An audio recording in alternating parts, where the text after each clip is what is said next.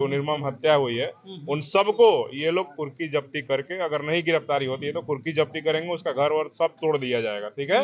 और उसको जहां भी छुपा होगा उसको पकड़ करके लाएंगे। जो मामला बताया जा रहा है परिवार का बिल्कुल एकदम सेम टू सेम एफआईआर में। एफएसएल की टीम को भी इन्होंने पटना से रिपोर्ट के लिए, जो भी वहां से घटनास्थल से प्राप्त हुआ है, जो ब्लड हो चाहे जो भी हो, उसके लिए ये लोग पटना एफएसएल की टीम को बुलाए हैं और वो आकर के उसका जांच करेंगे कि क्या मामला है, ठीक है। लेकिन जो परिवार बता रहा है सेम टू सेम वही मामला एफआईआर में है, उसमें कहीं कोई बदलाव नहीं है। इस तरह की निराधार बातें जहां से भी आ रही हैं ये सही नहीं है, ठीक है। भीम आर्मी कितना समय दिया है पुलिस प्रशासन को?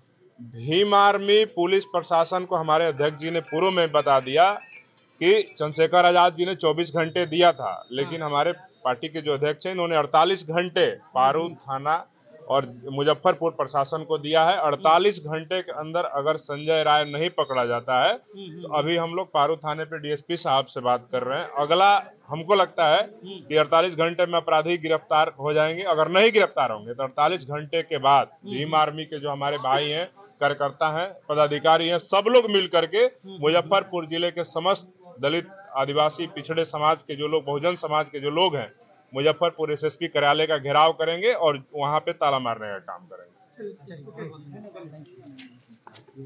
जो कदम होगा वो बहुत ही भयानक होगा और आप देख नहीं पाएंगे मुजफ्फरपुर जिले में जिस तरह का आक्रोश और पूरे बिहार में इस घटना को लेकर है। पूरे बिहार के बहुजन समाज के लोग सड़कों पर उतरेंगे और आपकी ईंट सीट बजाने का काम करेंगे। चंद्रशेखर आजाद जी से बातचीत हुई है क्या, उन्होंने कहा? चंद्रशेखर आजाद जी ने यही कहा कि ये हमारे लिए राजनीति का विषय नहीं है, इस पे पक्ष और विपक्ष दोनों मौन है, ये हमारे परिवार का, हमारी बहन का मामला है। और चंद्रशेखर आजाद जी ने कहा है कि रूपा को न्याय दिलाने के लिए जो कदम उठाना उचित लगेगा वो किया जाएगा। हमको लगता है कि आने वाला जो संसद का सत्र है उसको लेकर के एक स्पेशल वो फिर से दोबारा एक ट्वीट करने वाले हैं और भारत के जो बड़ा सदन है संसद भवन में, वहां पे भारत के प्रधानमंत्री लोकसभा के अध्यक्ष के सामने इस मामला को उठाया जाए कि आजादी के 75 वर्षों बाद भी दलितों को घर से उठा करके, दलित बेटियों को उठा करके किडनैप करके रेप किया जा रहा है, उनका अंग भंग कर दिया जा रहा है, उनके शव को छत बिछत कर दिया जा रहा है, उनको नंगा करके पीटा जा रहा है, उनकी हत्या किया जा रहा है। तो ये तमाम मामलों को लेकर के चंद्रशेखर आजाद बहुत सीरियस हैं और मुझे उम्मीद है कि अगर न्याय नहीं मिला तो अगला नंबर यहाँ पे चंद्रशेखर आजाद जी ही आएंगे। देश स्वतंत्रता दिवस मनाएगा और इस 77 साल के बाद भी आजादी के दलितों के साथ इतनी बड़ी घटना होती है, मेरे समझ में ये देश की सबसे बड़ी घटना है, लेकिन इसको लेकर खबर नहीं बनता है। और पक्ष और विपक्ष की आपने बात किया है, बिहार के जो नेता प्रतिपक्ष है उनका अभी तक ट्वीट नहीं आया, इतनी बड़ी घटना। तो ये शर्मनाक है ना कि बिहार के तेजस्वी यादव जी नेता के जो प्रतिपक्ष नेता है वो कहते हैं कि बिहार में हम सबकी बात करते हैं, युवाओं की बात करते हैं, महिलाओं की बात करते हैं, बेटियों की बात करते हैं, लेकिन यहीं पे महिला बेटी भी है। दलित होने के वजह से बिहार के जो नेता प्रतिपक्ष हैं वो मौन है, उनका एक ट्वीट नहीं आया, उनका कोई नेता, कोई पदाधिकारी यहाँ पे मिलने नहीं आया। सीधे तौर पे दिखाता है कि वो दलितों को एक वोट बैंक से ज्यादा कुछ नहीं समझते हैं। उनकी बेटियों का हत्या हो जाए, बलात्कार हो जाए, उनसे उनको कोई मतलब नहीं है। तो तेजस्वी यादव जी, आने वाला समय में आपको भी बता दिया जाएगा कि दलितों की औकात क्या है और ताकत क्या है।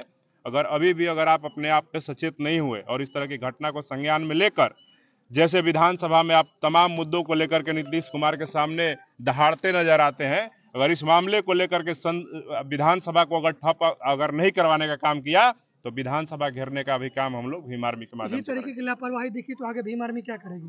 आगे भीम आर्मी पहले तो सबसे पहले मुजफ्फरपुर एसएसपी को यहाँ से बर्खास्त करने का मांग करते हैं। अगर नहीं हुआ तो मुजफ्फरपुर जिला को बंद करेंगे, एसएसपी कार्यालय में तालाबंदी होगा और बिहार विधानसभा के जितने भी दलित सांसद और विधायक हैं और नेता प्रतिपक्ष हैं, सबका हम लोग विधानसभा के समक्ष पुतला फूकने का काम करेंगे और उनको बताने का काम करेंगे कि हमारी बेटी का जान दे देना एक सामान्य घटना नहीं है। हम भी इंसान हैं। आजादी के 77 वर्ष बीत गए, कल फिर से स्वतंत्रता दिवस इस देश में मनाया जाएगा, लेकिन ये रूपा की हत्या हो गई, उनके परिवार के लोग आज भी, उनकी माँ, उनके भाई, तमाम लोग रो रहे हैं। उनका दुख देख करके हमें लगता है कि हम लोग को क्या तिरंगा, क्या स्वतंत्रता दिवस मनाए। आज भी दलित स्वतंत्र नहीं है इस देश में और आज भी गुलामी की जिंदगी हम लोग जी रहे हैं और मरने को विवश हैं। आपको लगता है कि ये सब कास्ट को देखकर इस तरीके बिल्कुल कास्ट को देखकर होता है। आप बताइए ना, पूरे बिहार के अंदर किस भूमिहार की बेटी को उठा करके रेप कर दिया गया, किस राजपूत की बेटी का स्तन काट दिया गया, किस ब्राह्मण की बेटी को मुंह पे पेशाब कर दिया गया, किस यादव की बेटी को नंगा करके इस तरह से उसकी इज्जत को तार तार किया गया। तो ये सीधे तौर पे दिखाता है कि दलित समाज में पैदा होना ही गुनाह है। इस देश में, भारत में दलित होना गुनाह है। इस वजह से इस तरह की घटनाओं को अंजाम दिया जा रहा है।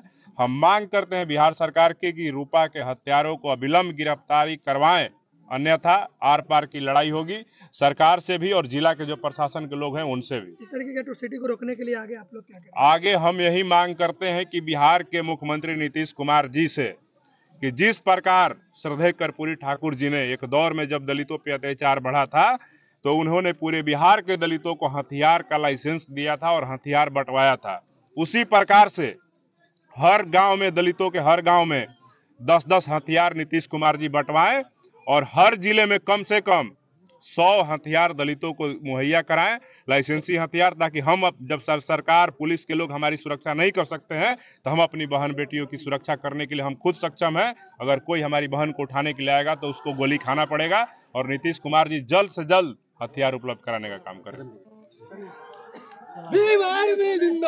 जिंदाबाद जिंदाबाद।